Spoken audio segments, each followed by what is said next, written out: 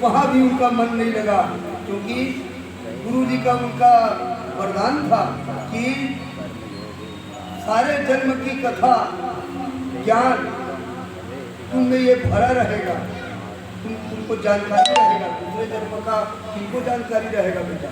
जो भगवान की भक्ति करेगा उसी को ही दूसरे जन्म की कथा मालूम होगी, आगे जन्म की भी कथा मालूम होगी, है ना भाई?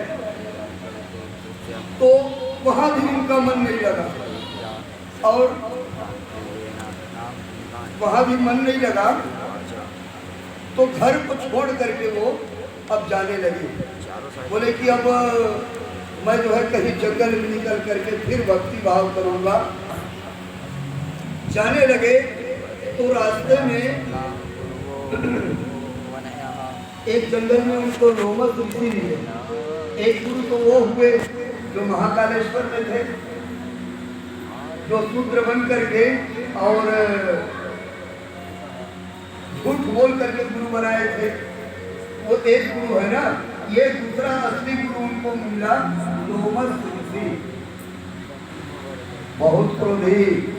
पहले के कुछ ऋषि ऐसे थे बहुत क्रोधी, और क्रोध करने का कारण भी था, तपस्या का बल था इनके पास में, इतने तप करते थे, इतने संस्कार कूट कूट करके रहता था, तप के बल से किसी को भी कुछ भी कह देते थे तो तत्काल हो जाता था।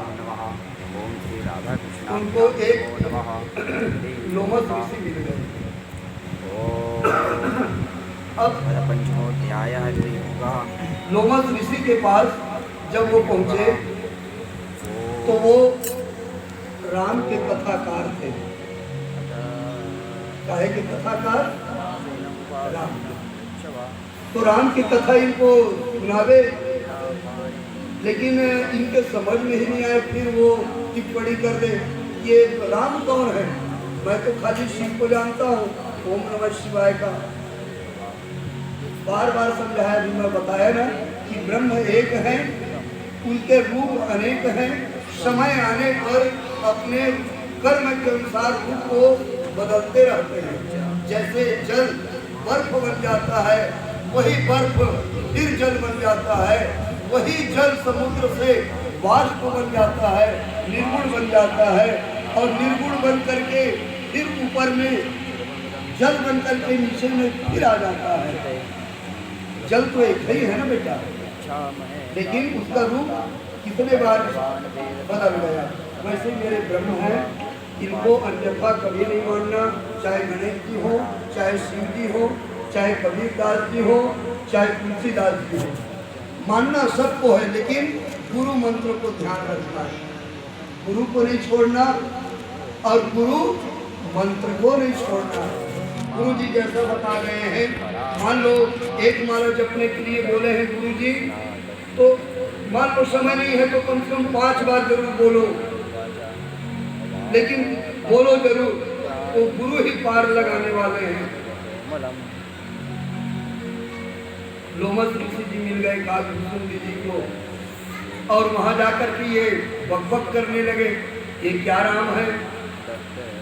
मैं तो शिव को जानता हूँ। बार बार उनकी कथा को समझाए कि सुनो, देखो वही शिव जी बन जाते हैं, वही राम बन जाते हैं, और वही राम कृष्ण बन जाते हैं, वही कृष्ण कभी वामन भगवान बन जाते हैं। मानवे न करे। जब नहीं माना ना, क्रोधी था लोग, श्राप दे दिए, जाओ तुम कौवा हो जाओ, काँव काँव करते रहते हो। तत्काल कौवा हो गया,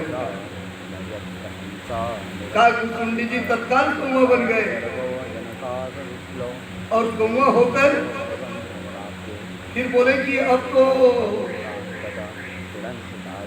उड़ना शुरू कर दिए, क्योंकि उनको ज्ञान था ना कि कई जन्म होने के बाद फिर परम पद की मेरे को प्राप्ति होगी। उड़ने लगे, और उड़ते जब उड़ने लगे तो भगवान शिव जी कहीं जा रहे थे, शिव जी ऊपर में ही मुलाकात हो गया शिव जी से। शिव जी उस ब्राह्मण को देख करके समझ गए, अरे इतना प्रकांड ज्ञानी ब्राह्मण और श्राप के वशीभूत होकर के कौवा का रूप धारण करना पड़ा इनको। तो वो कालमुकुंडी को बुला करके और गले लगा लिया। भगवान शिव बहुत दयालु है बेटा, और भगवान शिव जैसे गृहस्थ चलाने वाले नहीं हैं।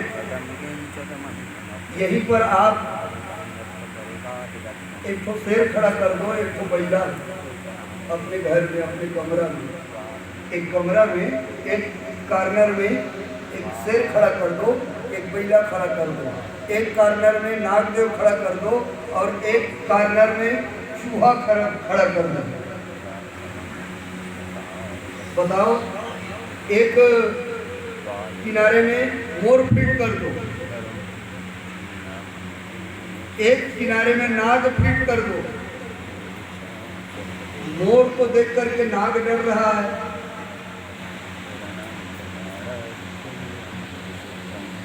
और नाग को के डर से चूहा डर रहा है।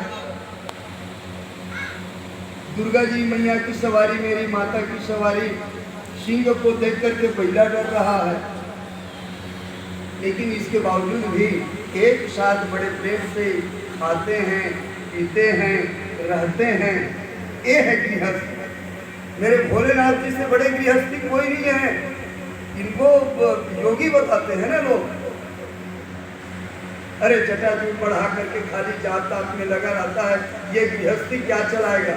लेकिन इनके जैसे गृहस्थी चलाने वाले संसार में है ही नहीं है, ब्रह्मांड में। ठीक बात है ना। हमारे घर में दो ही चीज अगर एक कमरा में आ जाए, नाग, सांप और चूहा को पकड़ने के लिए, तुरंत आप चूहा को बचा पाओगे? नहीं बचा पाओगे, खेल वही खत्म हो जाएगा। लेकिन इतना रह करके भी इतने सुंदर गृहस्थी चलाने वाले मेरे भोलेनाथ। सदा शिव सर्ववरदाता दिगंबर हो तो ऐसा हो, हरे दुख सब हरे दुख सब पल भर में दया कर, हो तो ऐसा हो। अब देखो, शिखर कैलाश के ऊपर कल्पतरु मोह की छाँव में रमे नित संग गिरी जाके रमण धर, हो तो ऐसा हो। देखो, रमे नित संग गिरिजा के रमण धर, हो तो ऐसा हो। उससे बढ़िया पत्नी प्रेम करने वाले कोई नहीं है बेटा। जब ते सती जाई तनु त्यागा, और तब ते शिव मन भयउ विरागा। पत्नी से कितने प्रेम करने वाले मेरे भगवान भोलेनाथ जी। एक बार होता क्या है, राजा दक्ष उनके ससुर जी थे, और राजा दक्ष ब्रह्मा के पुत्र भी थे।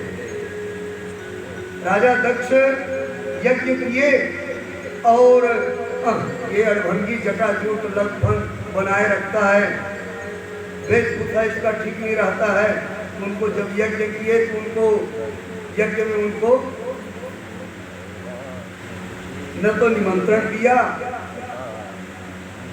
और न तो उनको बुलाया भी, और न ही उनका आसन बनाया यज्ञ में। जैसे हम लोग सब देवी देवताओं का आसन बना रखे हैं और सबको बिठाए हैं, बुलाए हैं। क्यों? क्योंकि प्रभु हम लोग कुछ कथा सुनना चाहते हैं, तो उसमें आप लोग आकर के विराजमान हो जाइए और इस यज्ञ की रक्षा कीजिए। इन सबों को क्यों बुलाया गया है बेटा? ये सब जितने भी आए हैं, ये सब आपकी यज्ञ की रक्षा के लिए कोई देवी देवता के रूप में ध्यान देना ना। ये जितने बैठे हैं माता बहने ना, कोई न कोई रूप बना करके कोई देवी देवता के भी रूप में बैठ जाते हैं।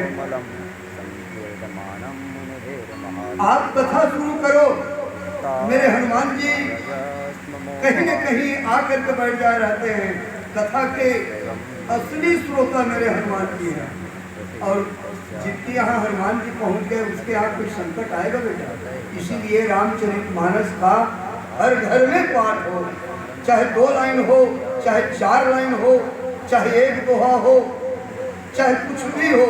जैसे रामचरितमानस आप खोलोगे तुरंत हनुमान जी वो सामने पहुंच जाते हैं, कोई आए चाहे मत आए। इतने वो भगवान राम की कथा के रसिक हैं हनुमान जी।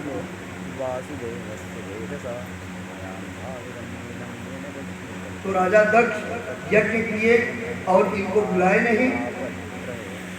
इनकी यज्ञ में सब विमान से उड़ करके भगवती कर्म ब्रह्मा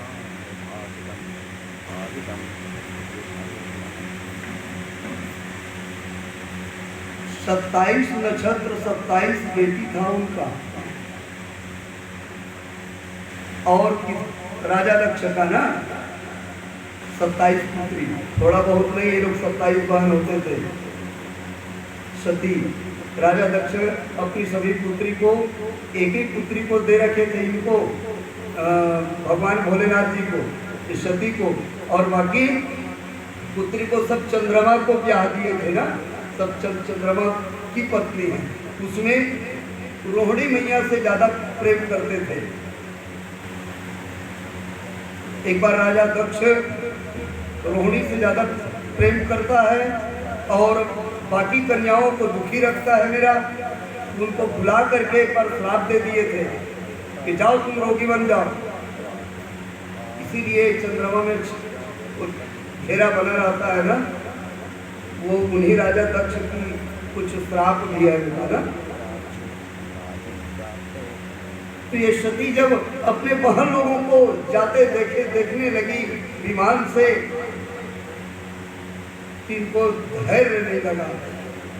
ध्यान रखना बेटा, पत्नी को ना जब सबसे ज्यादा खुश करके रखना है ना, तो ससुराल की बराबर बड़ाई मार के रहना। बोल वृंदावन बिहारी लाल की। बगल